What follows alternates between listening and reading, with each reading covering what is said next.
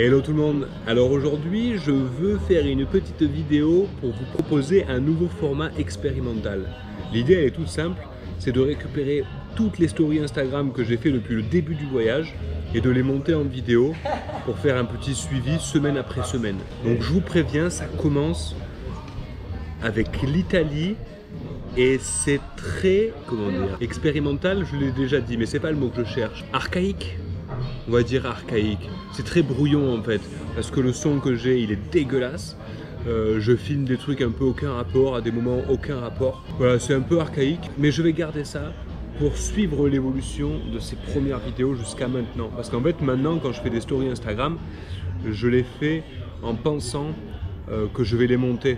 Donc je fais en sorte que le contenu, il ait une certaine continuité logique et temporelle, etc. etc. Et c'est pas du tout le cas de la vidéo que vous allez voir. N'hésitez pas à me dire s'il y a des choses qu'il faut que je garde, s'il y a des choses qu'il faut que je vire. Moi je pense que ça peut être pas mal parce que ça fait un suivi et ça donne un peu plus de choses à voir que ce que je propose sur YouTube ou sur Instagram. Là c'est un peu plus rigolo, on va suivre un peu plus qu'est-ce que j'expérimente au quotidien, mes rencontres, mes doutes, mes joies, etc. etc. Donc je vous laisse me dire tout ça dans les commentaires et je me ferai évidemment une joie d'écouter vos critiques et de les appliquer si je trouve que c'est pertinent. Oui, et je vais aussi faire une petite voix off pendant la vidéo. Ah non, je sais ce que je vais faire. Je vais faire un petit carré.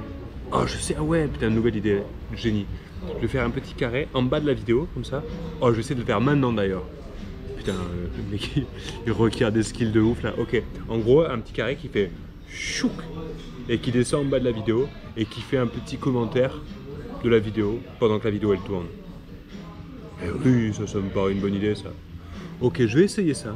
Si c'est trop foireux, bah, vous me le direz de toute façon. Là, on teste quoi. Ok, alors ça c'est mon premier panneau que j'ai fait. Donc il y avait le drapeau de la France, le drapeau du Japon. Je voulais expliquer que je voulais faire ce parcours-là.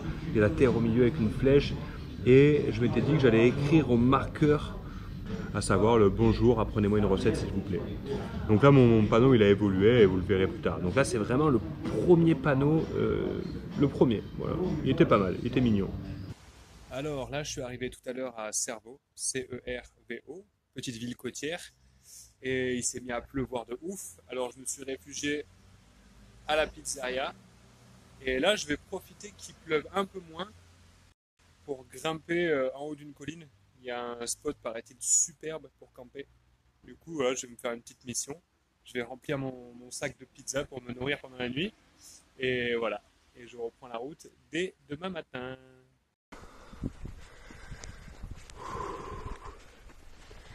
Bon bah là, typiquement, vu que je me suis mangé la pluie tout à l'heure, j'ai pas pu avancer et la nuit est tombée super vite. Donc là, je monte jusqu'à mon point de camping, mais à côté du vélo tellement c'est raide quoi. Là c'est très très raide donc je pousse et c'est assez mystique parce que il fait pas encore totalement nuit. Il y a d'un côté le ciel qui est presque bleu et de l'autre côté il est tout à fait rouge et on sent qu'il y a un orage qui se prépare à revenir. Donc il faudrait que j'arrive à atteindre le haut de la côte avant qu'il se remette à pleuvoir. Ah bah, là ça y est, c'est le nouveau plat, je vais pouvoir remonter.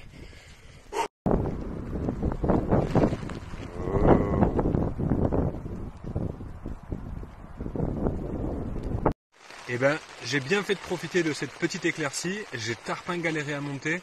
C'était dans le noir total, ça grimpait assez fort, il y avait plein de virages et il y avait de la petite pluie. Du coup, je l'ai fait avec le vélo à côté. Je suis monté, j'ai trouvé le spot, j'ai planté la tente et là, il se met à pleuvoir. On voit au loin l'orage qui arrive, il commence à faire du bruit. Et voilà, moi je suis pépouze, c'est trop bien. Tout à l'heure à la pizzeria, la petite mamie qui tenait le truc, elle m'a offert des pizzas, elle m'a offert des pains au chocolat et une petite brioche. Voilà, je suis refait, j'ai rempli mes gourdes. Plus qu'à passer la nuit et on est bon. Voilà.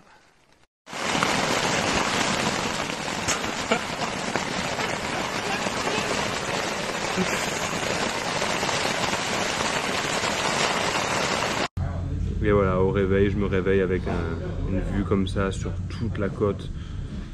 Après, j'ai rencontré une artiste Elle était super sympa, elle m'a montré un peu tout ce qu'elle faisait. C'était chez Père, en fait je suis passé devant sa boutique et j'ai vu ça, je dis oh là là, mais faut que je rentre, elle est trop bien elle.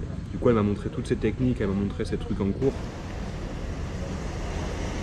Ça c'est une plage où j'ai dormi et c'était le matin ça. Après j'ai rencontré Nicolas, un garçon ultra gentil qui m'a accueilli chez lui, une petite maison flanquée dans la colline avec une petite vue sur la côte magnifique. Là il m'a emmené dans un atelier, il a reconverti une ancienne fabrique d'huile d'olive en atelier du vin. Du coup là il montrait comment il travaillait le vin, c'était super intéressant. Et après on a mangé des testailleux. Alors ça je vous laisserai le découvrir, je l'ai mis dans un de mes posts Instagram. En fait c'est une pile d'assiettes et entre chaque assiette il y a une espèce de pâte à crêpes. Il y a tout qui cuit et on dirait un blini. J'ai fait un post Instagram, je vous laisserai le regarder. C'était super bon. Et voilà, du coup on avait la petite vie de paysan qui allait bien, c'était génial. Alors on risque de faire une réponse un peu bateau. C'est juste que je me rends disponible à ces rencontres. En fait j'utilise plusieurs méthodes et plusieurs applications pour arriver à trouver un endroit où dormir au jour le jour. Donc le premier que j'utilise c'est Couchsurfing. Alors si vous ne connaissez pas et que vous voyagez, franchement je vous invite à le découvrir, ça dépanne de ouf. En gros c'est une application, tu te mets sur une carte et te repères des gens dans la zone qui proposent un hébergement. Donc ça c'est vraiment cool. Il y a l'équivalent pour le vélo qui s'appelle Warm Showers, donc c'est mes deux que j'utilise principalement, Couchsurfing et Warm Showers. Après j'utilise beaucoup deux applications qui permettent de trouver des endroits où les gars ont déjà fait des campings sauvages, donc pour te trouver des spots assez cool. Après voilà, il faut aller voir les gens, parler du projet, expliquer qui on est, qu'est-ce qu'on veut faire, etc. Et les gens ils sont assez ouverts en général. Voilà, après ce qui est sûr c'est que tu peux pas rencontrer des gens si tu as déjà planifié tes nuits à l'hôtel, si tu as déjà planifié tous tes trucs, etc. Je crois que les gens ils sont aussi friands de rencontres un peu impromptues. Et ça, si tu as déjà tout planifié à l'avance, c'est sûr que ça arrivera jamais quoi. Donc peut-être c'est ça le délire, c'est qu'il faut pas trop planifier. Évidemment qu'il faut parce qu'après sinon c'est un peu la galère. Mais ouais, je crois que les gens géniaux ils se rencontrent surtout comme ça sur l'instant quoi. Attends, mais c'est trop bien ce qui se passe parce que j'arrive dans ce petit village de montagne et il fait froid et je me dis putain là pour trouver un endroit où dormir ça va être galère, tu vois, c'est la montagne, c'est des paysans, quand je leur dis bonjour ils me répondent pas, ça va être galère. Ouais, du coup qu'est-ce qu'il faut faire dans ce genre de cas? Il faut se caler à un bar et il faut essayer de parler aux gens. Et là moi je me suis fait un petit panneau que j'ai mis sur le vélo avec écrit est-ce que je peux planter ma tente dans votre jardin? Et au final j'ai vu des gens passer, rigoler, se poser des questions et il y a des gars qui m'ont appelé. Et c'est des Colombiens installés en Italie, improbable. Et ils m'ont dit ah si. Et là ils m'ont invité, là je suis chez eux. Ils m'ont dit là ils m'ont mis dans le salon, ils m'ont allumé la télé, ils m'ont dit vas-y fais ta vie, on s'appelle tout à l'heure, on mange tout à l'heure tous ensemble, mais là fais ta vie tranquille. Donc voilà, c'est de la bombe. Je pensais que j'allais me les peler et dormir dans le froid dans un je sais pas où. Et là, je me retrouve chez des Colombiens ultra sympas. Ils ont un chien gigantesque. Donc voilà, je suis refait. C'est de la bombe.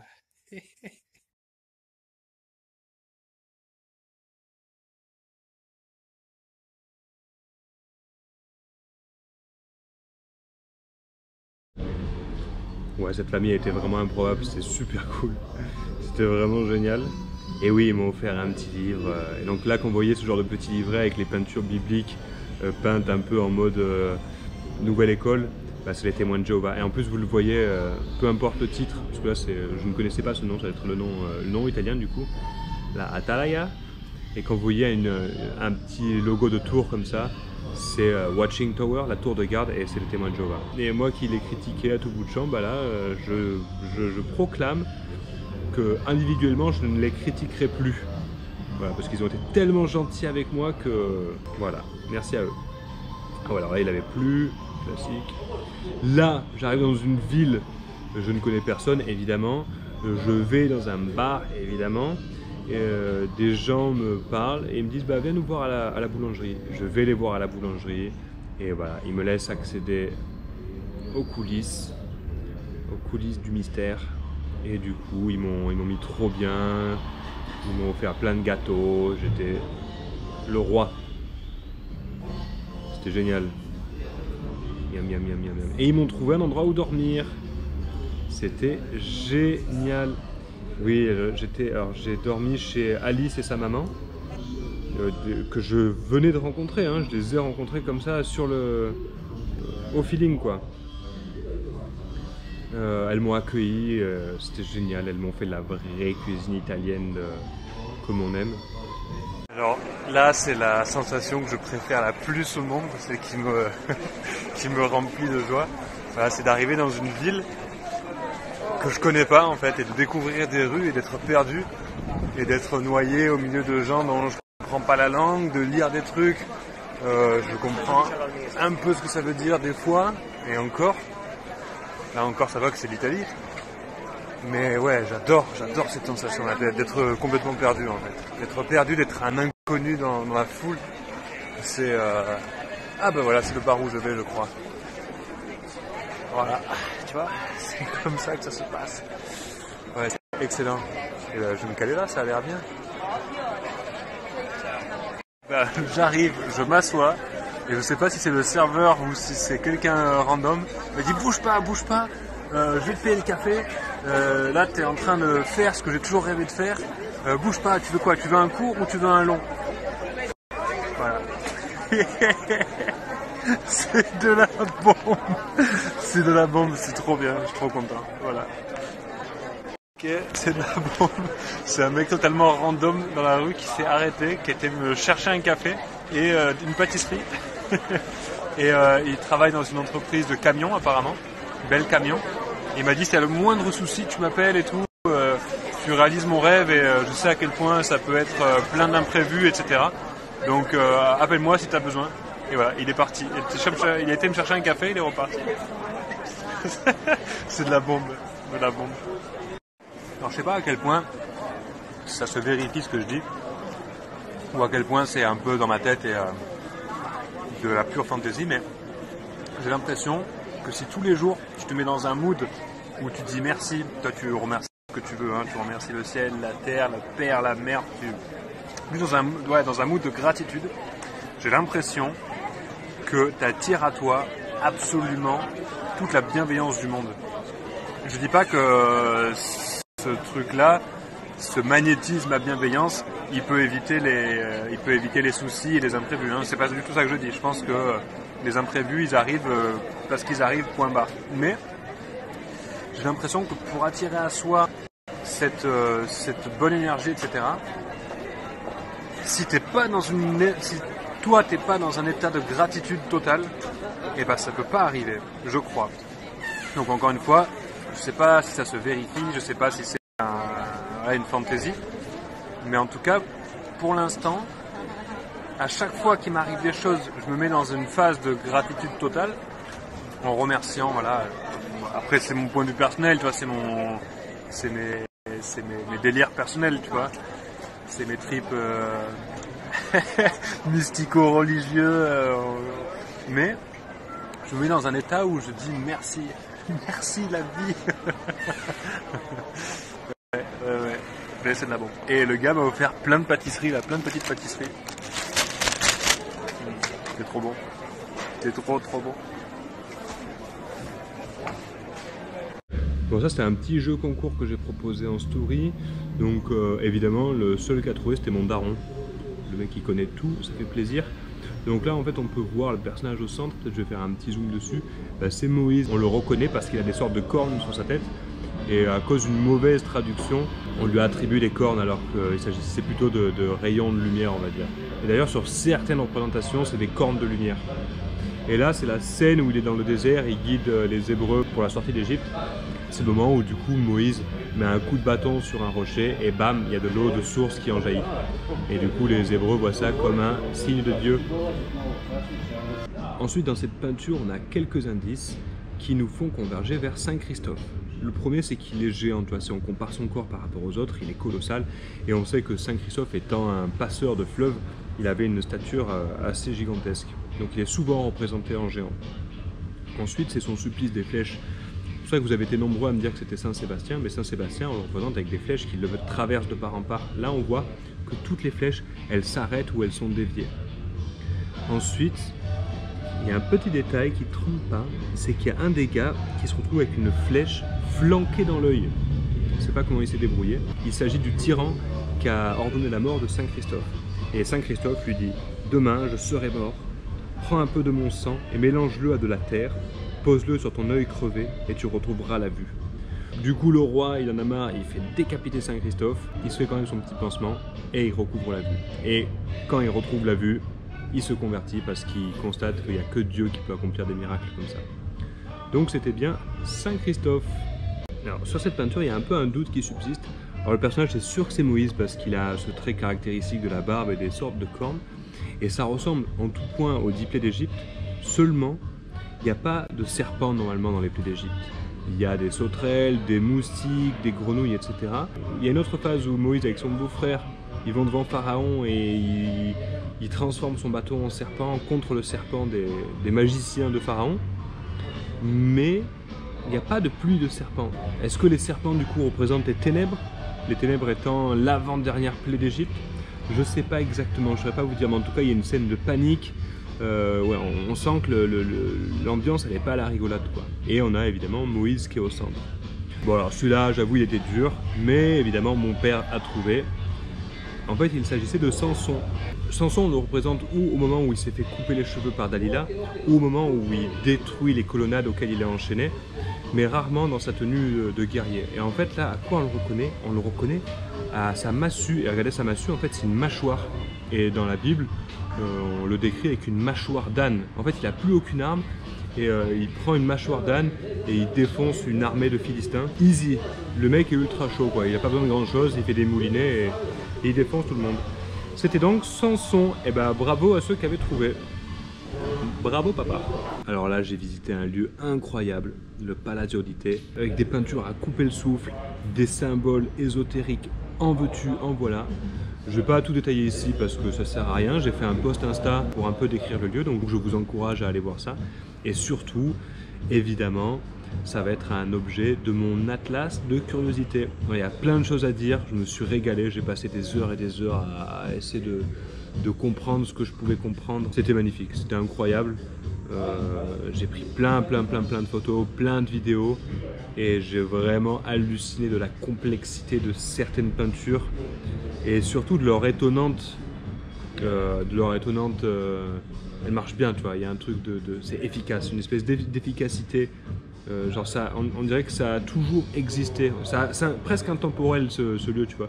On sent que c'est italien, on sent que ça appartient à une certaine époque. Mais on a l'impression, quand tu rentres dans ce lieu, que ça a toujours été là. Et qu'il y a des gens qui se sont succédés, tu vois. Que t'es pas le premier, que t'es pas le dernier. C'est très étrange comme sensation. On dirait que c'est un lieu, ouais, ça a une temporalité, tout en étant hors du temps. C'est un peu incompréhensible ce que je dis, c'est normal, j'ai été troublé. Bon voilà, ça va être la fin de cette vidéo. Évidemment, c'est qu'un petit récap des stories. Si vous voulez en savoir plus profondément sur les différents sujets, vous pouvez aller sur ma page Facebook, ma page Instagram. Et évidemment, il y aura des vidéos YouTube sur les sujets qui me tiennent à cœur. Et si vous voulez plus de réponses concernant les petites choses que vous avez vues, il y aura l'atlas de curiosité, le dictionnaire amoureux des saveurs du monde et bien sûr le recueil de contes. Je vous fais des gros bisous. Je vous laisse mettre des pouces bleus, des commentaires, des cloches, tout ce que vous voulez.